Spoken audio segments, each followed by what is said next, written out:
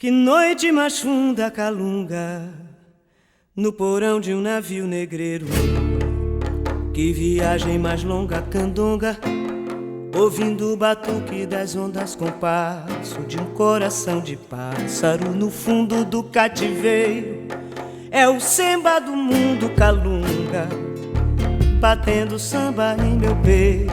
Caô, cabe esse lê caô, o que aroque. Quem me pariu foi o ventre de um navio, quem me ouviu foi o vento no vazio. Do ventre escuro de um porão vou baixar no seu terreiro. Epa raio, machado, trovão, epa justiça de guerreiro. É samba, o batuque das ondas nas noites mais longas me ensinou a cantar. É samba, dor é o lugar mais fundo, é o umbigo do mundo, é o fundo do mar.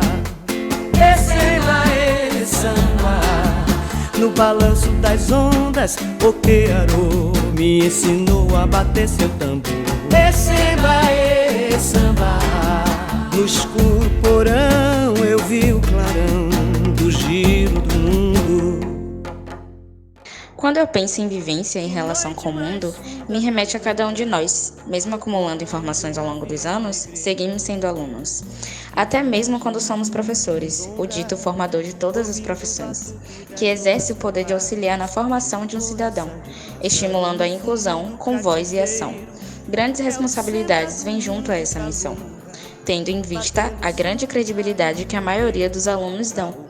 Dar voz e espaço na prática para além das teorias, ampliar visões, investir sabendo que a educação se passa nos pequenos movimentos do dia a dia, que auxilia a criar de forma saudável essa relação. Olá, meu nome é Geisa e essa é uma poesia autoral. Sejam muito bem-vindos ao nosso podcast. Umbigo da cor, abrigo da dor, primeiro umbigada. Macemba, ia, macemba é o samba que dá. Vou aprender a ler pra ensinar meus camaradas. Vou aprender a ler pra ensinar meus camaradas. Aprender a ler pra ensinar meus camaradas. Vou aprender a ler pra ensinar meus camaradas. Vou aprender a ler pra ensinar meus camaradas. Aprender a ler pra ensinar meus camaradas. Vou aprender a ler.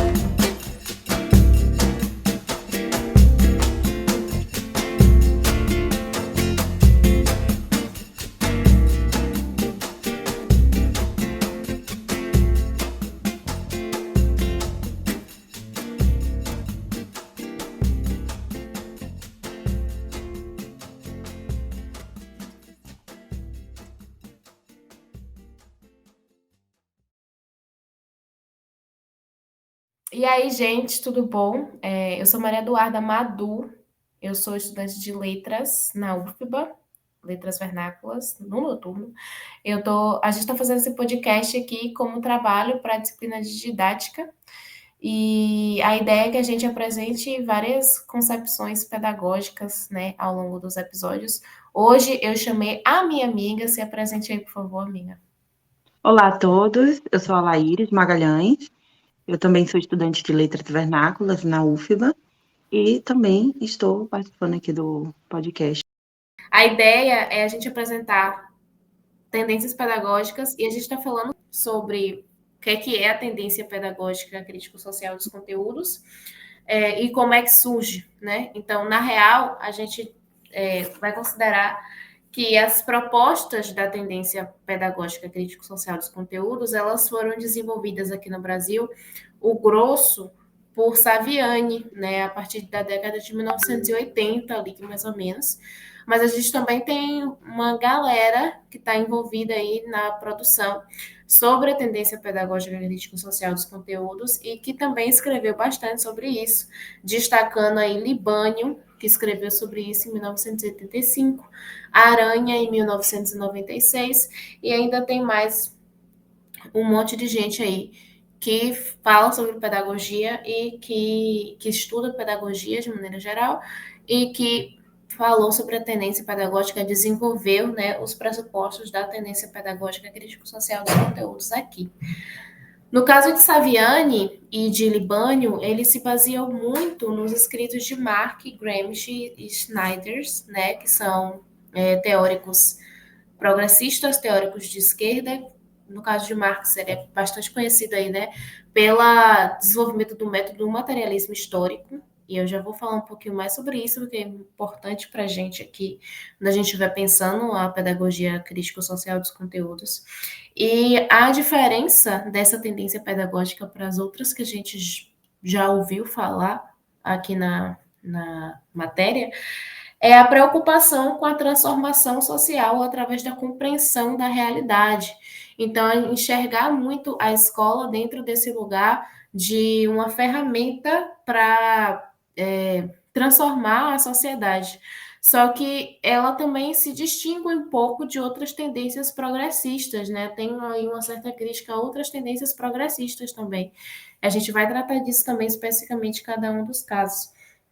E aí, o que é que acontece?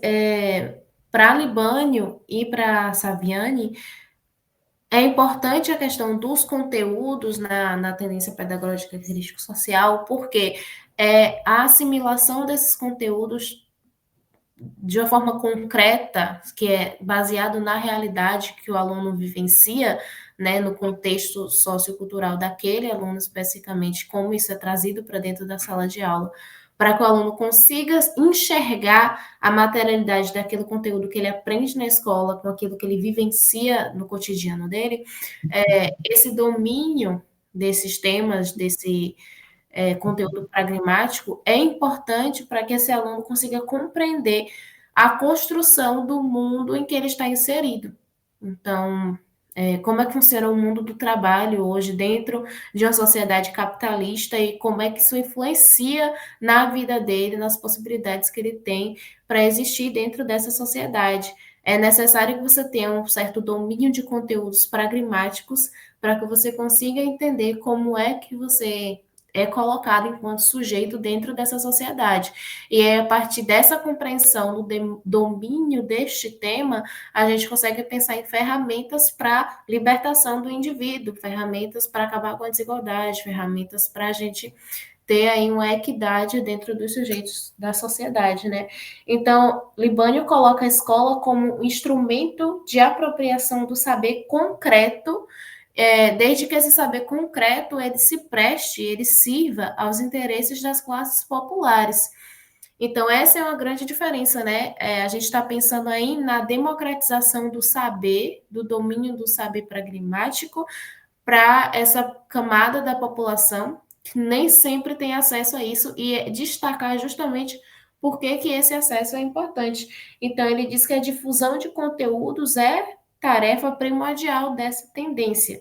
E é nesse sentido que a gente precisa pensar a escola, a instituição da escola, dentro do todo da sociedade, como essa instituição ela está inserida dentro da sociedade para refletir sobre ela e com o intuito de que a gente consiga transformar. Então, o Libânio ele diz que o processo educativo ele é a passagem da desigualdade para a igualdade. E a prática pedagógica ela contribui para a democratização da sociedade. Então, eu expliquei aqui de maneira geral os pressupostos da tendência crítico-social dos conteúdos, que é essa ideia de democratizar o acesso à educação e aproximar esses conteúdos da realidade do aluno. Isso é muito importante para essa tendência, é a concretude do conteúdo que ele é trazido para a sala de aula e como ele é trazido para a sala de aula, e é justamente porque nesse momento, né, a gente está falando muito sobre esses pressupostos, que são os pressupostos do materialismo histórico que vem lá de Marx. Então, tanto Libânio, quanto Saviani, quanto Aranha estudaram muito Marx e Gramsci, e eles estudam. Ao estudar também outras tendências pedagógicas, eles dizem que as tendências pedagógicas pré-existentes não se aplicavam à realidade que a gente vivia, tanto ou por não tratar a escola como esse agente de transformação, no caso de uma pedagogia mais liberal, e sim como um agente de reprodução da sociedade como ela é, ou por supor, né, que o aluno ele ia ter a capacidade, que ele ia ter a disponibilidade de ele mesmo, por si só, ser agente causador dessa transformação através do conhecimento, sem o intermédio, sem a mediação do professor, sem a mediação da escola. Então, estudando isso, ele vai perceber a importância de conhecer, né, dominar os conteúdos em si, esses conteúdos que são mais pragmáticos, e aí usar esse domínio entendendo a realidade material em que o sujeito está inserido para transformar essa realidade. Eu não sei se eu fui clara lá, e você conseguiu entender do que eu estava falando? Sim? Entendi, sim. Ficou bem claro, Madu, a questão dessa tendência pedagógica.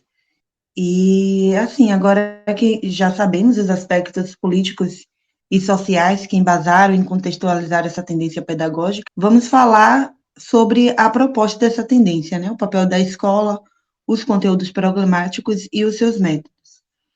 E nós vamos começar a falar dessa tendência, que, como o próprio nome já diz, que é crítica, pela sua proposta.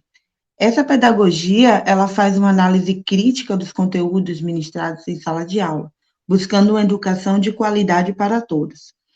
E esse para todos é muito importante na análise dessa tendência, porque a proposta não é mudar o funcionamento da escola, mas sim dos conteúdos, porque o modelo tradicional, ele acaba não beneficiando a todos os alunos.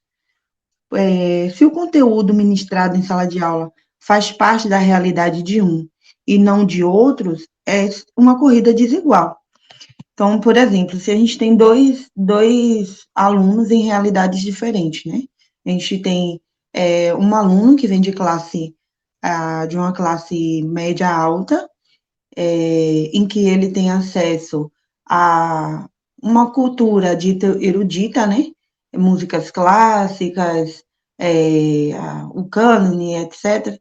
E a gente pega um outro aluno que ele vem de uma classe social baixa, que ele tem uma cultura dita mais popular, e o que é ministrado no conteúdo da escola é essa cultura erudita. Esse aluno que vem de um lugar em que a realidade, o contexto social dele está mais ligado à cultura popular, ele sai em desvantagem. Então, essa pedagogia, ela busca a transformação, não a reprodução. Então, ou seja, o conteúdo, ele deve ser indissociável da realidade social. E assim como a realidade social, ela não é engessada, os conteúdos ministrados também não podem ser. É preciso se levar em conta a nossa diversidade social, cultural e econômica. E essa pedagogia, ela busca garantir essa transmissão de conteúdos que faça sentido na vida do educando, o preparando para uma participação ativa na democratização da sociedade, resultando em transformação. E a escola, ela se consolida como esse lugar de mediação, né? Então, assim, o conteúdo, ele precisa ser bem ministrado, ele não basta só ensinar, ele precisa ser bem ministrado. Em primeiro lugar, vem o saber, então, o aluno, ele consciente desse saber, ele passa a utilizar de forma prática e consciente na sociedade. Ou seja, a escola forma alunos politicamente engajados, que consigam aplicar criticamente o recém-adquirido saber na sociedade. Então, não é a proposta, não é que esses alunos, eles criem o próprio saber, ou que esse saber venha do nada. que o conteúdo não seja dado. Esse conteúdo precisa ser ministrado, mas ele precisa ser ministrado de uma forma prática, de uma forma significativa, que venha a ser útil para esse aluno na sociedade, que eles consigam aplicar criticamente esse saber que ele adquiriu. E aí, para que isso aconteça, os professores eles precisam usar métodos ativos. E aí a gente também não está falando nem do método impositivo da pedagogia tradicional e também não da descoberta, investigação livre, de expressões de opinião, como propõe a libertária, não é isso. É de o aluno realmente pegar esse saber que ele adquiriu e ele conseguir aplicar na vida dele no contexto social em que ele está inserido. E aí o professor ele deve usar métodos de trabalho que ofereça a esse aluno a oportunidade de reconhecer nos conteúdos a prática social. Então, é isso, né? Assim, com relação aos métodos, eles são descritos muito enfaticamente sobre essa necessidade de aproximar o conteúdo de uma forma prática para que esse estudante consiga vivenciar o que ele aprende e não só estar ali como um sujeito passivo do processo de aprendizagem. Ele precisa ser participante ativo desse processo, né? É como numa troca de comunidade. O que eu acho muito interessante e diferente na pedagogia crítico-social dos conteúdos é que isso não tira, né, a importância do papel do professor como esse mediador, como essa pessoa que vai estar trazendo ali ferramentas que facilitem para esse estudante que ele adquira esse conteúdo pragmático, né? Só que aí o que difere isso é que a busca já não é por uma exposição simples do conteúdo assim de uma maneira muito tradicional, mas sim buscar fazer com que esse estudante participe do processo de aquisição desses conteúdos de uma maneira assim que ele possa realmente, né, aproveitar isso que ele está aprendendo para devolver para a sua própria comunidade, para que aquele conhecimento seja útil dentro da comunidade externa da escola, né, a comunidade da qual ele estava inserido antes. E eu acho isso muito bacana da pedagogia crítico-social dos conteúdos. E aí, sobre a relação de professor e aluno, né, dentro desse processo, eu acho que é muito legal de destacar que, por exemplo, na pedagogia não diretiva, você tem muito estudante nesse papel de que vai descobrir. Então, é muito naquele tempo daquele aluno, é muito dentro daquele processo daquele aluno, de como ele vai fazer para descobrir aquilo, se ele quer ou não descobrir aquilo, de dar muito essa liberdade maior, acreditando muito na autonomia do sujeito. E existem inúmeras críticas que são feitas à pedagogia não diretiva, por exemplo, mas é muito valorizada essa questão da autonomia. E aí, dentro da pedagogia crítico-social dos conteúdos, a gente vê que a gente busca também dar autonomia para o aluno, para que ele consiga debater, para que ele consiga pesquisar e trazer esse conhecimento mais para próximo da realidade dele, mas isso não é feito da maneira que é feito na pedagogia não diretiva. A gente tem sim a mediação do professor ali apresentando, esse professor ele está ali também naquele papel de organizar esse conteúdo de uma maneira que fique mais fácil para o aluno, para que ele tenha acesso àquilo ali, pensando muito também no tempo em que a gente está, no tempo social das coisas, né? A sociedade que a gente está inserida não permite que a gente tenha uma liberdade tão grande para decidir nosso processo de aprendizado, o tempo que a gente vai levar para aprender, como a gente quer aprender ou aplicar aqueles conteúdos, e isso não é no sentido reprodutivista, de dizer que a gente precisa fazer as coisas dessa forma porque elas são assim e acabou, mas é saber que a gente está inserido dentro dessa sociedade e a gente precisa compreender a maneira como ela funciona para poder transformá-la.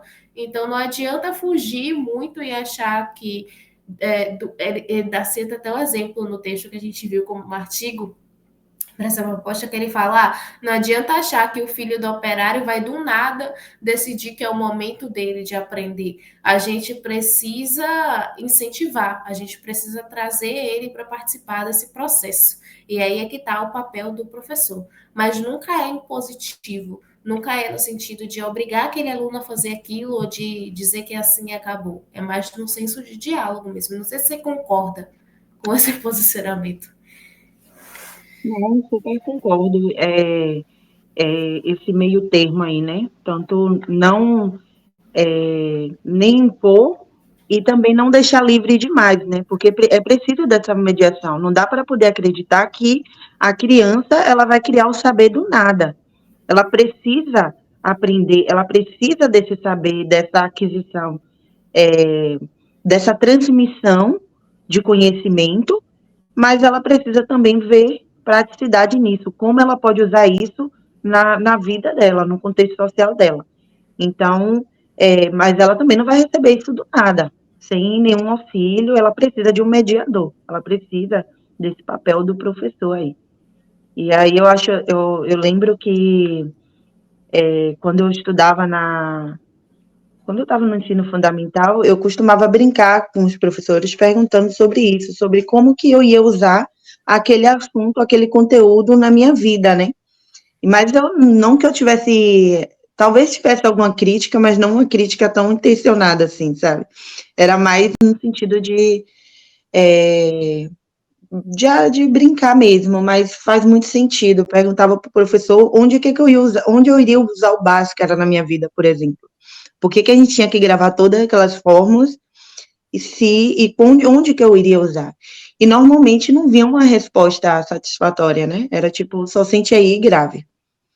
E aí, isso eu acredito que é bem complicado, porque se um aluno ele não vê utilidade no que ele está fazendo, aprendendo, e no contexto social dos menos favorecidos, a escola acaba tendo uma imagem de que não é importante, né? Que não é essencial para essas pessoas, e aí acaba resultando também em evasão escolar, porque se não está tendo investimento de tempo e de recursos e não está havendo retorno a essa problemática aí. Exatamente, é perfeito.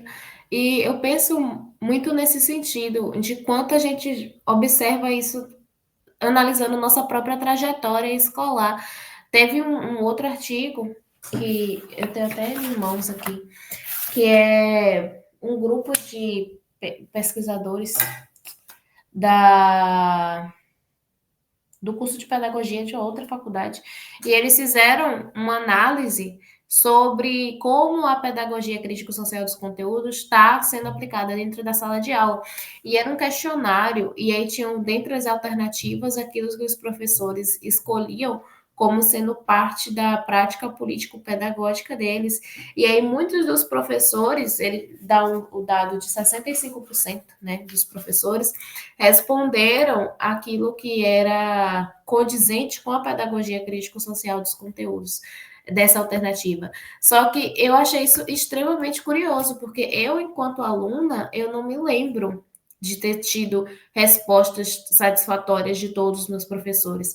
Eu tive professores que foram muito bons, em que eles realmente conseguiam fazer essa ponte entre aquilo que a gente estava aprendendo na sala de aula e a sociedade de maneira geral. E destaca os professores de história. Eu acho que os professores de história têm uma facilidade geral pelo tema, né, por conseguir trazer essa proximidade entre o fato histórico e o mundo que a gente está vivendo hoje, politicamente. Então, eu tive ótimos professores de histórias que eram capazes de fazer isso, mas professores mil outros que não. E aí dava aquela sensação para a gente de vazio, de tipo, eu estou aprendendo isso aqui para nada, eu estou aprendendo isso aqui por obrigação, e não vai ser algo que vai ser útil para mim, ou que vai conseguir fazer alguma coisa com isso aqui, e dá muito sentimento que é desesperador para o estudante, e que a gente passa por isso na graduação, imagine, né, quando a gente é adolescente, quando a gente é criança, que é de a gente estar ali se esforçando para fazer algo que não vai ter um retorno, que a gente não entende para quê, que a gente podia estar fazendo outras coisas que seriam melhores para a gente, Uhum. e a gente está ali preso naquele lugar. Então, eu acho muito engraçado isso.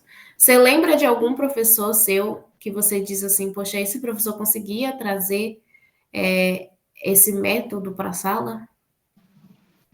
Sim, poucos, bem poucos, né? Mas tem uma professora em especial.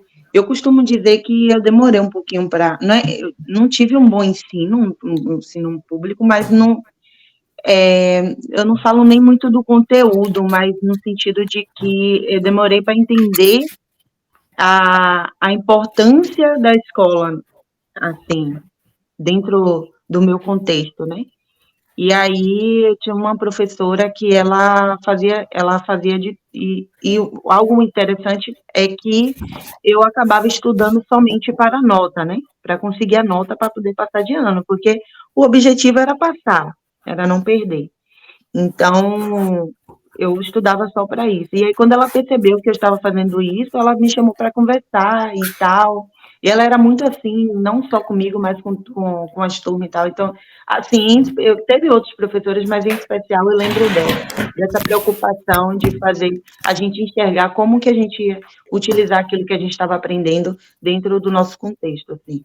E era uma tarefa bem delicada, mas ela ajudou bastante. Sim. E é um sentimento que se mantém, né? Eu observo que os estudantes hoje continuam passando por isso que a gente já vem debatendo há muito tempo dentro da educação, que é esse sentimento de não saber, de não sentir o propósito daquilo que está fazendo.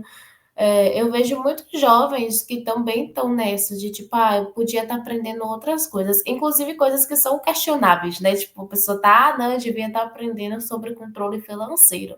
Tipo, você é criança, você não Uhum. necessariamente tinha que aprender esse conteúdo dessa forma, mas não sentir realmente que está sendo útil aquilo que está aprendendo. E aí é nosso papel, né, enquanto pessoas que estão agora passando pela disciplina de didática, pensando em pedagogia, que a gente faz letras, né? No caso, nós somos estudantes de letras, é pensar em como a gente pode inserir isso dentro da nossa prática, né? Você já parou para pensar, tipo, você dentro da sala de aula, como você faria para trazer isso para os seus alunos? Eu acho que a primeira coisa é trabalhar para, como a própria tendência ela propõe, né? Trabalhar para transformação e não para reprodução. Assim, essa coisa idealizada, sabe? Mais real mesmo. Mas essa reprodução em que a pedagogia tradicional traz, de que o aluno ele precisa somente gravar o conteúdo para tirar nota boa, e a gente sabe muito bem que o que acontece é que eles gravam, e aí a gente grava e para aquela prova ali, para aquela avaliação, e depois esquece, né? Porque se o cérebro não entendeu que é algo importante, vai acabar esquecendo. Então, não formar alunos com essa ideia de reprodução, de reproduzir a sociedade, porque a sociedade ela se transforma. Então, a gente tem que fazer a nossa parte em ajudar esses alunos a ser agentes, né? A também participar nessa transformação da sociedade. E aí eles só vão fazer isso se eles tiverem um pensamento crítico aguçado. Então, trabalhar esse pensamento crítico da melhor maneira possível, dentro dos materiais que estiver disponíveis também, né, pra gente. Sim, é isso. Acho que é muito de fazer com que o estudante seja capaz de, com as ferramentas que ele dispõe, analisar a realidade em que ele está por ele mesmo, sabe? A gente apresenta ali aqueles conteúdos que são pragmáticos como ferramentas para que ele faça a análise da sua realidade. Porque tem uma questão, né? A realidade do professor nem sempre é a realidade do aluno. Pode ser que sejam pessoas que vêm de contextos sociais muito diferentes. E isso faz com que essa comunicação, esse diálogo dentro da sala de aula possa ser muito mais difícil.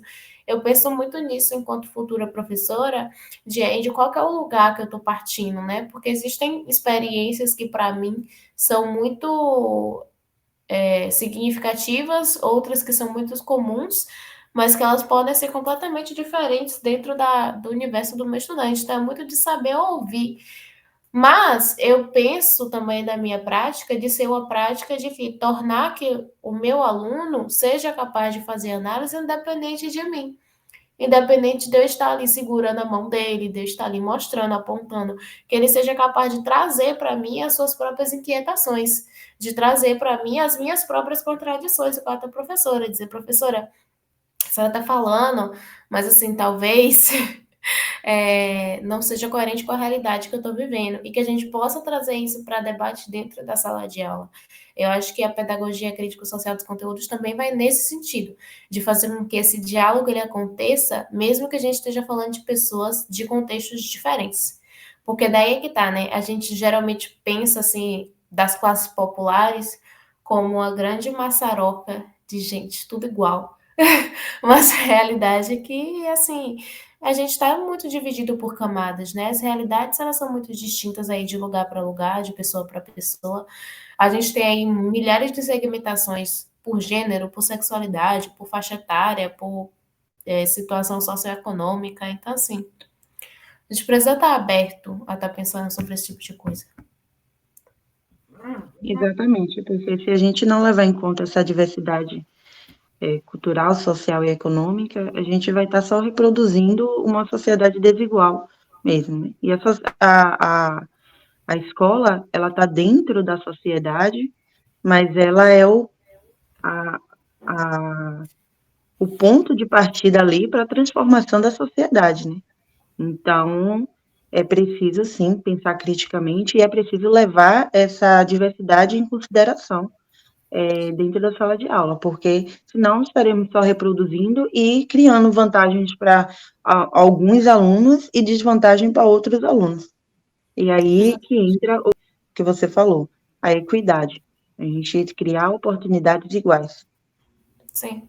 E não de uma maneira idealista, né? Eu acho que essa é a principal crítica de Saviani. Quando ele começa a propor os métodos para a tendência pedagógica dos críticos sociais dos conteúdos, esse é um dos pensamentos dele. Ou seja, ele já vinha fazendo análise de tendências pedagógicas, ele já vinha estudando pressupostos para a educação há muito tempo, e aí ele chega à conclusão lá já em 1980, né? Ou seja, já é uma discussão que já tem um tempo. Ela não é tão velha assim, mas ela já tem um tempo acontecendo e já era um período que a gente já tinha tendências progressistas que estavam em pauta aqui.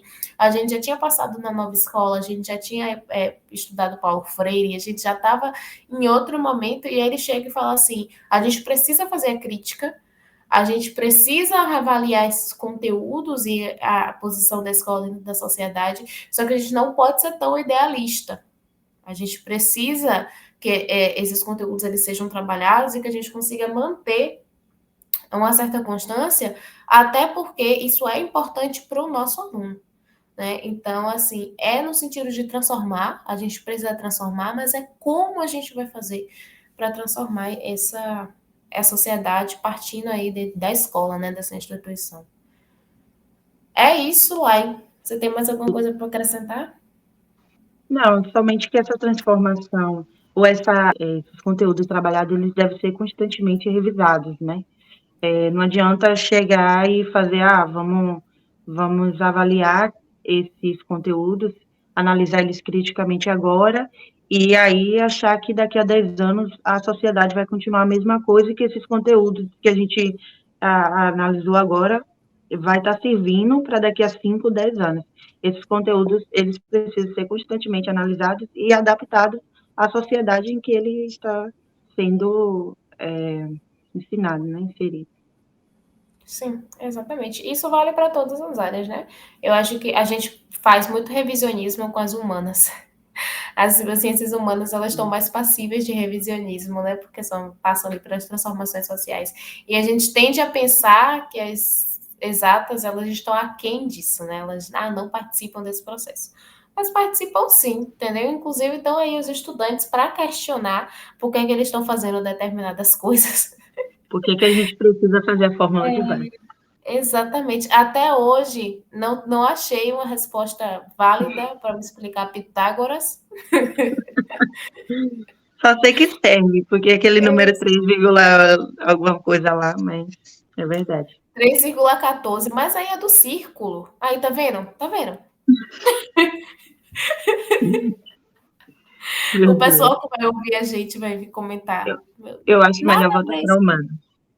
É isso.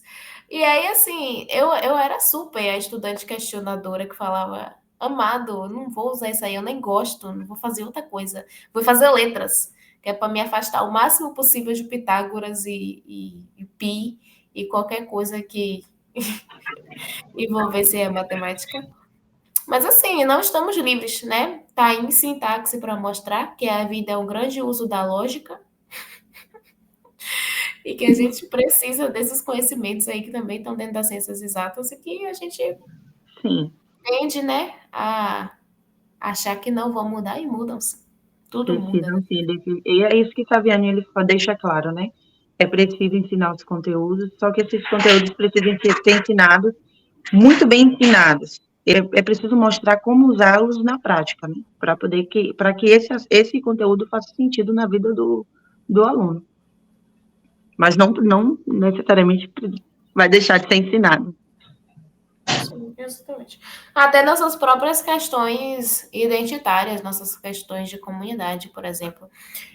Quando eu era menor, eu não tinha, né? Não é que eu sentia que faltava, é que não tinha uma discussão sobre identidade sendo trabalhada nas escolas, nem identidade de gênero, nem sexualidade, nem étnica e racial, isso era uma coisa que simplesmente não existia, né? Dizer assim, era pouca discussão, não era nenhuma, zero. E aí, hoje em dia, existe o esforço, né? Pelo menos ali superficialmente, de abordar esses temas. E você já vê que já se gera uma grande polêmica em cima disso, como se fosse um grande absurdo, uma grande doutrinação. Quando, na verdade, são coisas que permeiam a nossa realidade, estão ali na prática do nosso cotidiano. Quer dizer, como eu posso não falar sobre gênero e sexualidade para o meu aluno, para, sei lá, ciências, para, sei lá, sociologia, diversas matérias, é um assunto completamente interdisciplinar, e como eu posso não falar disso, que é uma coisa que o meu aluno vai experimentar no cotidiano dele, baseado num tradicionalismo, no conservadorismo, que já devia ter sido abandonado há muito tempo dentro das escolas, né? Então, assim, é isso. Deixei aqui minha indignação.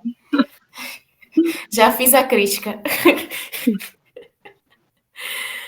É isso, Lai. Eu acho que a gente conseguiu falar bem, né? É óbvio que a gente não é nenhum expert no assunto, pelo menos eu não sou. Se você for, Mesmo. depois você me conta.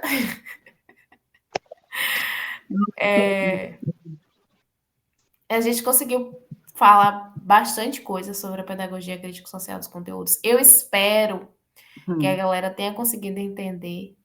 Qualquer coisa, vocês falam para a gente. De alguma forma, manda um sinal de fumaça, uma carta para a Laíris, porque eu não respondo. Mando, E espero que vocês tenham gostado do episódio desse podcast. Então é isso.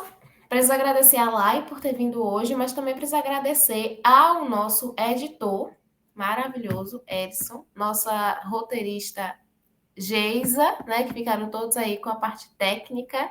O roteiro foi feito por todos nós. Eu, Elison, Geisa e a Laíris, que também veio participar aqui no programa de hoje. E é isso, manda um beijo para todo mundo. Obrigada, gente.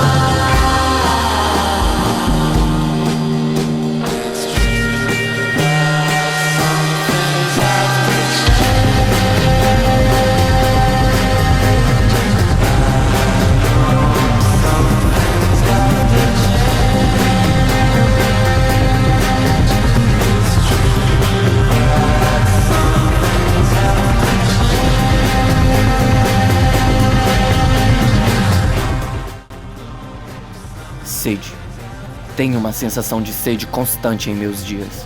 Sede insaciável. Não só sede, sinto fome, também sono. O verdadeiro nome para isso que sinto é curiosidade. Curiosidade do mundo, das coisas, do conhecer. Sinto curiosidade do conhecimento. Vivo todos os dias uma vontade incessante de aprender sobre tudo. Saber sobre tudo que há na terra, sobre tudo que há além do céu. Sedento, sustento os olhos bem abertos para ver tudo que há para ser visto daqui. Atento, ouço sons e silêncios para ouvir além do que os meus olhos podem ver. Descontente, toco o que posso e o que não deveria, para sentir além de tudo o que poderia ser dito, ouvido, feito ou visto. Curioso, vivo essa e muitas outras realidades, para de fato ter vivido e com tudo isso, aprendido. E se hoje essa curiosidade cósmica aprecio, agradeço às minhas professoras e professores por me ensinar a aprender para entender, a observar para conjecturar, a criticar para transformar. Eu me chamo Ellison e essa também foi uma poesia autoral. Nós agradecemos ao professor Cleverson pelo semestre estimulante e inspirador.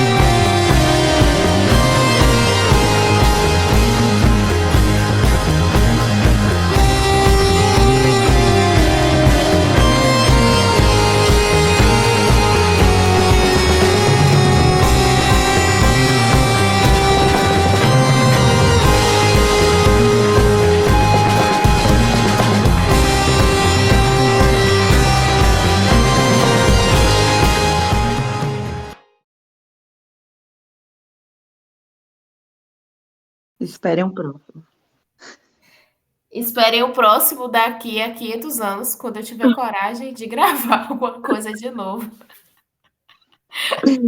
Inclusive aí, palmas pro editor, que vai dar um jeito de consertar Tadinho, nossas falas gente, aqui. tadinho. Ele falou tadinha lá e agora eu tô tadinho dele. O problema é o trâmite com a tecnologia. Tá aí, ó. Por que não botaram esse conteúdo aí na sala de aula, né? Uhum. Porque os alunos que vão ensinar. Tem que ter robótica e computação dentro das Tadinho dos escolas todas. professores se pegar para poder ensinar como é tecnologia para os alunos do ensino fundamental. Não, a gente sabe que o Eles professor vão é botar os capaz de professores fazer no isso. chinelo. Laíris, a realidade é que antes da gente virar professor, ou tentar virar professor, a gente pode até ter algum traquejo com a tecnologia. No momento em que a gente começa a dar aula, a gente já não sabe montar um slide, colocar para conectar no computador. Já não. É automático. Fez a graduação, desaprendeu a tecnologia.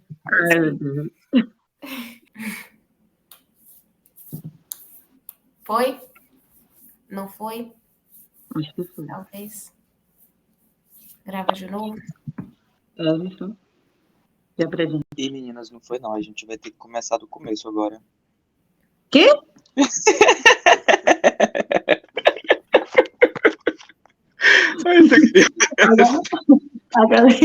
Agora que vocês já treinaram, eu faço. Foi só ensaio.